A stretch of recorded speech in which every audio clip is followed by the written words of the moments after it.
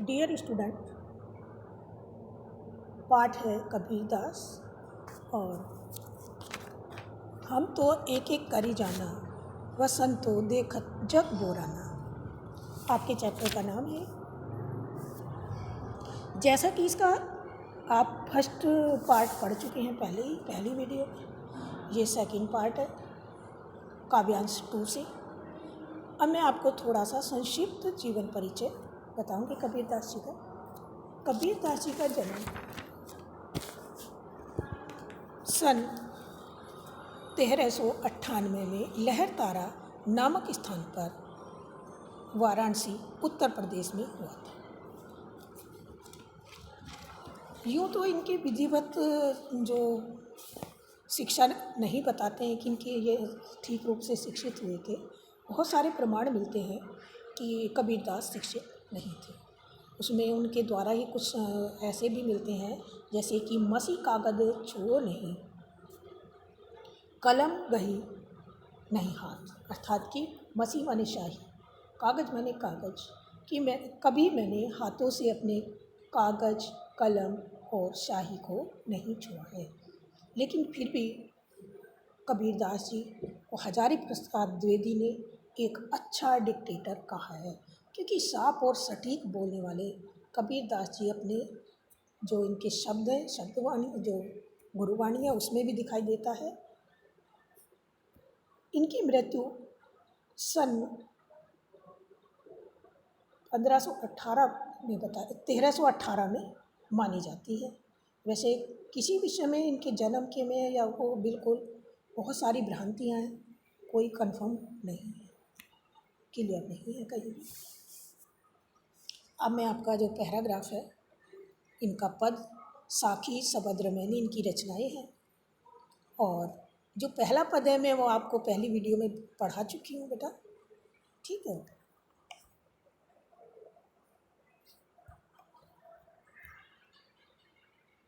अब सेकंड पद देखिएगा।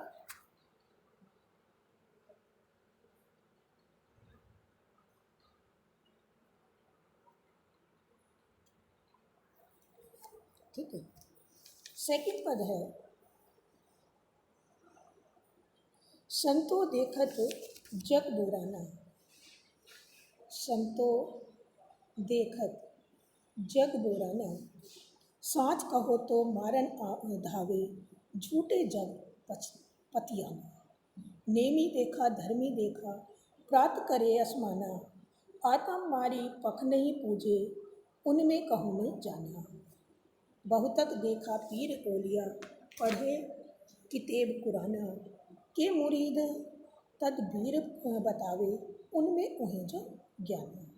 आसन मारी डिम्ब धरी बैठे, मन में बहुत गुमाना।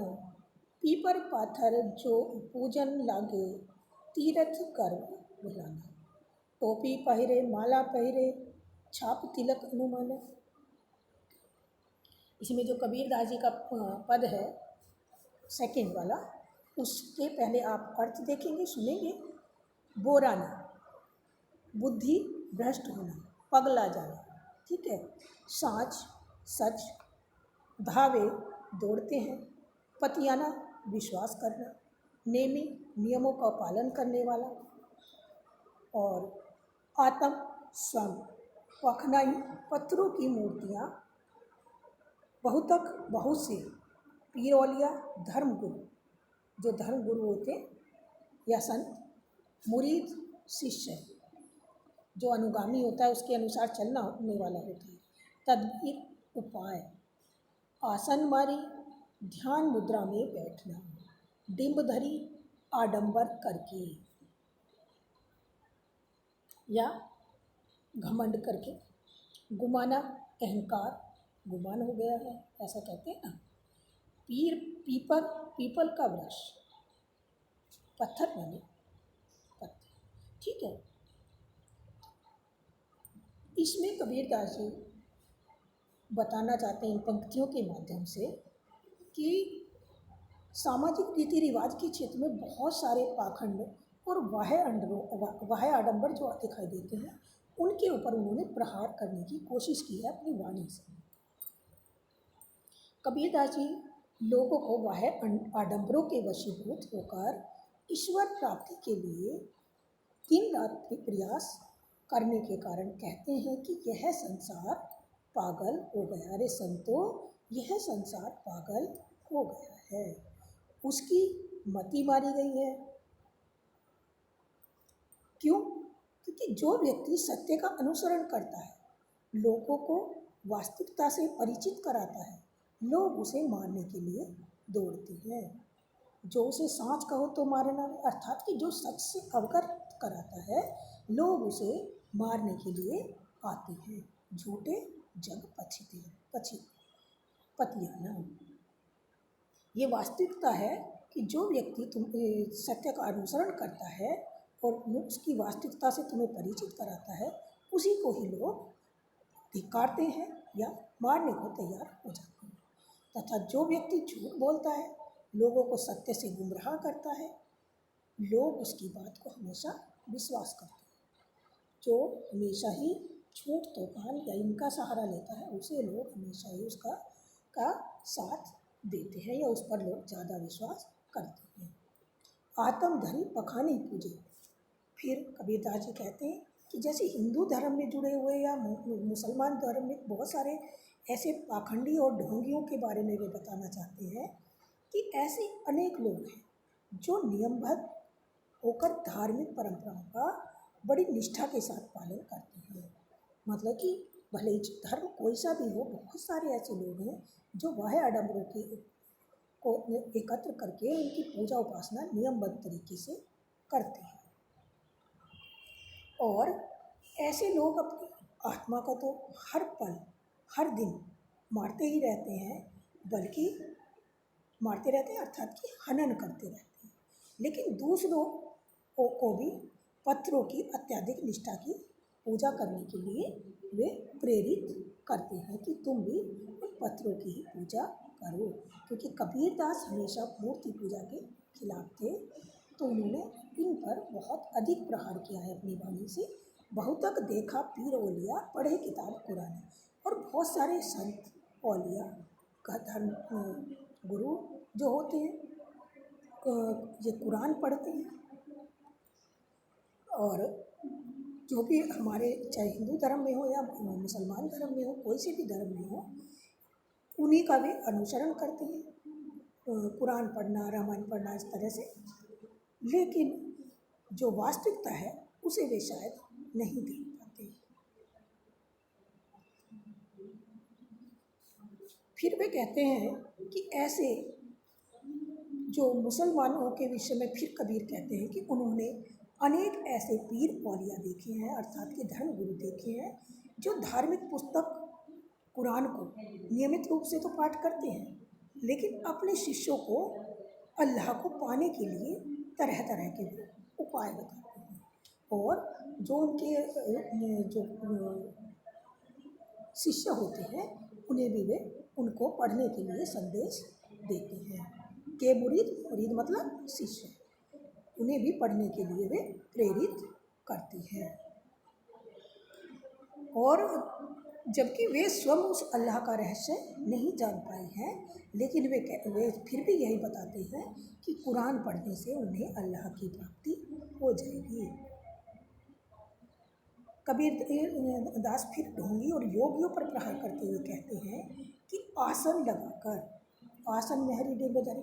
फिर वे योगियों पर अर्थात कि संतों पर प्रहार करते हुए फिर कहते हैं कि बहुत सारे योगी ढोंगी जो लोग हैं, आसन लगाकर अवश्य बैठे हैं, डिम्बधरी बैठे, आसन लगाकर वे भले ही बैठे हैं, किंतु उनके मन में अहंकार गुमाना, अर्थात कि परंतु उनके मन में तो भले ही वे डिम्ब लगाकर अर्थात कि आसन लगाकर बैठ गए कि हम पूजा कर रहे हैं, उपासना कर रहे हैं, उस भगवान का ध्यान कर रहे हैं, लेकिन मन में उनके अहंकार भरा हुआ है।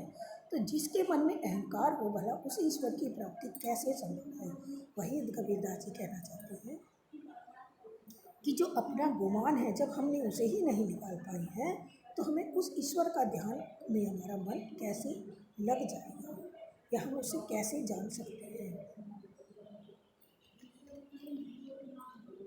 फिर कहते हैं कबीरदास जी कि जो लोग पीपल के वृक्षों पर पत्थरों की पूजा, पीपल पाथर पूजन लागो तीर्थ कर्म बुलाना। इसका लाइन का अर्थ है कि जो लोग पीपल के वृक्षों एवं पत्थरों की पूजा करते हैं, तीर्थों की यात्रा एवं व्रत का पालन करते हैं, लेकिन वे अपने अहंकार में परमात्मा के मर्म को तो भूल ही गए हैं। जो उस परमात्मा का असली मर्म है उसे वे नहीं जान पाए हैं। भले ही चाहे वे कितने भी तीर्थों पर जाएं, कितने भी पीपल का वृक्ष पूजें या चाहे जिसकी भी पूजा क्यों ना करें, लेकिन वे उस अहंकार को जब तक नहीं निकालेंगे तब तक अपने मन में उनके में भगवान से मिलन भला कैसे हो सकता है या उस ईश्वर की प्राप्ति में कैसे हो सकती है। कुछ लोग टोपी पहनते हैं, मतलब जब टोपी पहने, माला पहने, कुछ लोग टोपी पहनती हैं, माला पहनते हैं और छाप तिलक सिर में माथे पर तिलक लगा लेते हैं कि हम बहुत बड़े धर्म गुरु बन गए हैं या हम बहुत बड़े संत बन गए हैं। क्या सिर्फ तिलक लगाने से ही क्या हम महात्मा बन सकते हैं? नहीं, ऐसा संभव नहीं है। या तिलक लगाने भर से ही हम क्या ज्ञानी हो गए हैं? ऐसा भी नहीं है। तो यही उन सब चीज़ों पर वे प्रहार करते हुए कहते हैं कि जो लोग ऐसा करते हैं यह सब अपने ज्ञानी होने का सिर्फ दिखावा ही करते हैं। उनके लिए वास्तविक ज्ञान क्या है? वे सिर्फ पाखंडी और अज्ञानी हैं। साखी सबन दई गावत भूले आतम खबई न जाना। हिंदू कहे मोहि राम प्यारा, तुर्क कहे रही माना। आपस में दो लारी मोहे मरम न कोहु जाना। घर घर मंत्र देत फिरत है महिमा के अभिमाना। गुरु के सहित सिख सब बूढ़े अंतकाल पछताना। कहे कबीर सुनो है संतो ई सब मरम भुलाना। के ठीक कहो कहा नहीं माने सहजे सहज समझना। ठीक है। फिर इसमें कबीरदास जी कहते हैं कि धार्मिक वह आडंबरों को अत्यधिक महत्व देने से सिर्फ संत साखी या शब्द अर्थात गुरु के सद्वचनों को तो भूल ही गए हैं। इसमें पहले शब्दों का अर्थ देख लीजिए। ठीक है। शब्द माने गुरु द्वारा शिष्य को दीक्षा देते समय जो दिया गया ज्ञान है।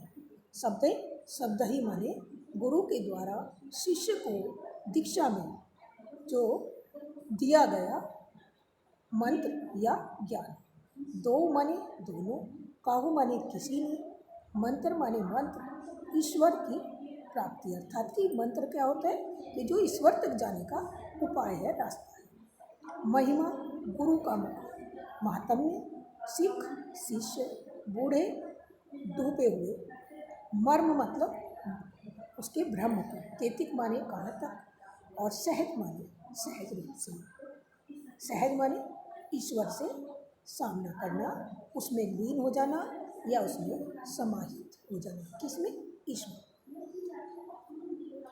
कबीरदास जी कहते हैं कि धार्मिक आडंबरों को अत्यधिक महत्व देने वाले तथाकथित संत साथी या शब्द अर्थात गुरु के सद्वचनों को भूल गए हैं।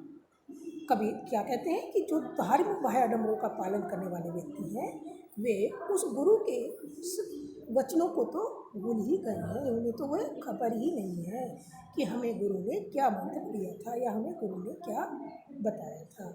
इन्हें ना तो वह स्वयं का ज्ञान है और ना ही उस परमात्मा का।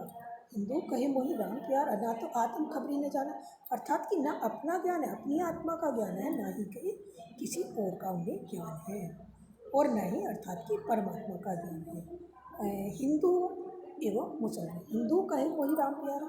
हिंदू और मुसलमान सिर्फ इसी बात पे झगड़ते रहते हैं कि हमें राम प्यारा है और हमें रहीपन प्यारा है। सिर्फ इसी चीज़ में झगड़ते झगड़ते उनका जो समय है वह सारा व्यतीत हो जाता है। एक दूसरे से दोनों समुदाय जब एक दूसरे से अपने आप को श्रेष्ठ मानते हैं तो उन्हें सारा समय उस झगड़े में ही व्यतीत हो जाता है बल्कि उस परम ब्रह्मा को जाने बिना दोनों समुदाय अज्ञानी लोग आपस में बस लड़ लड़ कर मर जाते हैं। लेकिन मतलब कि आपस में दोनों लड़ लड़ के उसके मर्म को अर्थात कि सही ज्ञान को कोई जान ही नहीं सका है, बस सिर्फ आपस में ही लड़ते रहते हैं या एक दूसरे के ईश्वर को बांटते रहते हैं। जबकि ईश्वर की प्राप्ति के लिए घर घर जाकर लोगों को ईश्वर की प्राप्ति का मंत्र कौन पाखंडी लोग बांटने की कोशिश करते हैं कि तुम इस भगवान को जपो या इसे उनकी पूजा करो, किंतु स्वयं भौतिक सुखों के प्रति लालायित होकर अज्ञान और अहंकार में डूबे रहते हैं। घर घर जाकर मंत्र बांटते हैं, लेकिन उसके सही रूप को अपने आप नहीं जाने हैं, बल्कि भौतिक सुखों में लिप्त हुए अपने आप कहीं ना कहीं वे स्वयं भी भटके हुए रहते हैं। कबीरदास जी कहते हैं कि ऐसे अभिमानी गुरु अपने अज्ञानी शिष्यों के साथ भवसागर में डूब जाएंगे। गुरु के सहित सीखे सब बूढ़े अंतकाल पछताना, अर्थात कि कबीरदास जी कहते हैं कि अंतकाल में जो ऐसे लोग होते हैं अपने शिष्यों को भी गलत रास्ता बताते हैं, तो वे अपने आप तो डूबेंगे ही बल्कि अपने शिष्यों को लेकर भी साथ ही डूबेंगे, अर्थात कि बाद में पछताएंगे, परेशान होंगे। पछताना मतलब किसी चीज़ का पश्चाताप करना। जब उन्हें भवसागर में डूब जाएंगे तब इसका एहसास होगा कि परम ब्रह्मा क्या है। परमात्मा के दर्शन नहीं होंगे। परम ब्रह्मा के साक्षात्कार के अभाव में उन्हें सदैव ही पछताना पड़ेगा। वे सब पाखंडी हैं जो माया के भ्रम में सत्य को भूल गए, उन्हें समझाने का कोई लाभ नहीं है। कहे कभी सुनो संतो धर्म सब धर्म भुलाना, केतिक काहे, अर्थात सब कबीरदास जी कहते हैं कि हे संतो सब धर्मों को भुलाकर तुम उस ईश्वर की प्राप्ति में या उस परम ब्रह्मा से अपना साक्षात्कार करो, जिससे कि तुम्हें समय आने पर पछताना ना पड़े। ये पाखंडी हैं जो माया के भ्रम में सत्य को भूल गए हैं और इन्हें समझाने का भी कोई लाभ नहीं है। सत्य तो यह है कि परमात्मा या ईश्वर तो सहज साधना से ही मिल सकता है। सहज साधना स्वाभाविक प्रेम से ही उस लीन हुआ जा सकता है, तभी उसका साक्षात करना संभव है। अर्थात कि कबीरदास जी फिर कहते हैं कि अगर हम सहज साधना के द्वारा ही उस भगवान की प्राप्ति करने की सोचें तो उस परम ब्रह्मा की प्राप्ति हमें हो सकती है, अर्थात कि हमारा साक्षात्कार हो सकता है अगर हम सहज रूप में भी उसकी उपासना करें, तभी हमारा साक्षात्कार संभव है। धन्यवाद।